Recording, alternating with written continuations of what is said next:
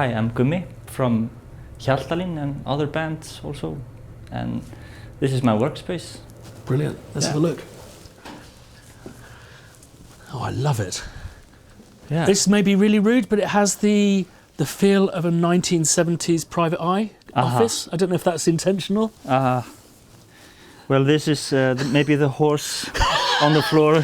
And I think has something that's to the do wood, with it. the wood, yeah. And that is a horse. There is a horse, yeah. And what does she have a name or? Yeah, it used to be Thetur, one of my partner's best horse. It's so dark. Yeah, yeah. I played recently the second biggest drum in the world, which is near Amsterdam. And it's incredible because it has a skin. And I looked at the skin and I went, is that the spine? And they went, yeah, it's basically a spatchcocked cow. You know, they stretch across. And that's why there's another drum that's bigger, but they just found a bigger cow. But really you're limited to the size of thing. Yeah. Great stuff. But I hope he keeps you company, or she. No, I'm still kind of figuring out if it's doing right or wrong with the feng shui in the room. We're trying it out. It's been here for past month, and maybe a rug would be better. I don't know. Than a horse. We've never met before, and I'm not sure of your approach to work. And this feels like a very convivial. It feels like a living room. What is your approach? I only got in here like 1.5 months ago. Okay. And I had been looking at this place for a long time, trying to get in. I see. Okay. Because this is like the whole place here. You probably have been around here, and you figured out that this is the place to be. Okay. And I used to have a studio just next door. Right. And that was just more like a practice space that we kind of had like 3-4 studios inside also. Sure.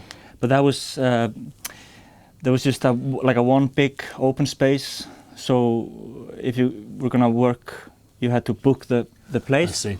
So no one else could be there basically. So although there was like 15 or 10 really good musicians, you were never together working. So you never had the same vibe as you get here. I understand. Everybody working at the same hour, but nobody's interrupting each other. Okay. But then you meet in the coffee break, and I see. or you just you go and ask your partner, or your next door neighbor, like, what string sample bank should I buy from Spitfire? This is good news. So I can see you record in here. Yeah, I'm working on a folk album with my friend Snorri Helgason. Okay. And he has been going through the Icelandic folk literature, and he's been going through the whole kind of the literature, Icelandic literature, and picking out some unused folk poems, and making his own music, and also kind of trying to find some because although it's pure Icelandic, it has kind of references in the Scottish folk. Oh, really? Yeah. So he kind of he's been going through the whole the books, and he kind of figures out that this story is the same story he read in the Scottish. How interesting. Yeah. Because I live in Edinburgh, so okay. I'll have a particular interest in that. Sounds fascinating. Yeah. So maybe similar characters or similar stories and stuff. Similar shared so background. Sometimes he has taken like a Scottish song and Icelandic lyrics and put it together. So fantastic. This is an interesting project. Brilliant. So how does it work with you? Do you have like a floating mic set up, or? Yeah. It's just I didn't take it down because we had a great acoustic guitar sound with this setup. Right. So I didn't want to take it down. Yeah. I'm a big fan of the BM15As. Yeah. And you've been using those for a while. For 3 years maybe. Yeah. I love it. I don't need external bass, you know. No, they really kick out. Don't Yeah, they? and not in bigger rooms that like this. It's Perfectly. yeah, and I picked like the idea about like having the stones in between. The idea comes from Addi in the next room. And do you hear? I don't really know what it is doing, but You're happier. Yeah, maybe it looks cool. Also, it looks like but I don't know. It makes sense that it kind of isolates the bass from the things from the surface. And you've got some synths. Yeah, Excellent. this is meant to be awesome. This is like the greatest I've tried. We also have the Minimum Voyager. Yeah. But this is, I don't know, this is maybe, I don't own this one. Yeah. Maybe that's the thing. I own this one, so it kind of... You have an affair with it. Yeah, I'm having a great affair with it. And it really blows my mind every time. Like, it takes such a short time to get some stuff going, you know. Right. It only takes like a few minutes, and you have like something about it.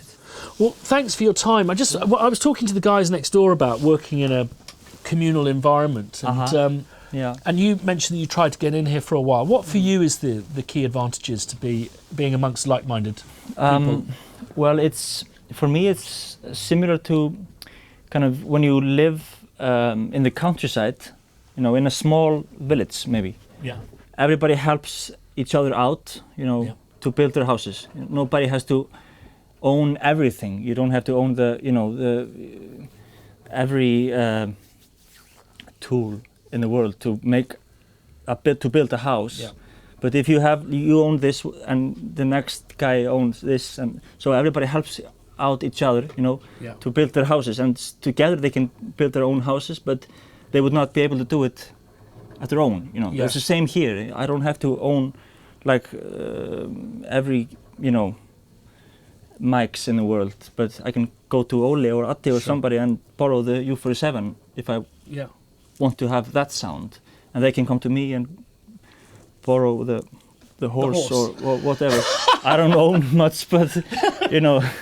Well, I think it's part of the human condition that in these kind of scenarios that the sum is greater than the parts. You know. Yeah. That's one key lesson. Yeah, and also just for me at least, I mean, so much happens between the working hours, you know. Yeah. When you in the coffee break, I mean, so much that happens there, you know. Inspiration, and just you know, and the luxury to have all the good people under the same roof, you know, just to get advices and you know. Well, thanks again for your time, and best of luck getting your VZ1. Oh yeah. I would probably just put it back where it belonged. It belonged. Yeah.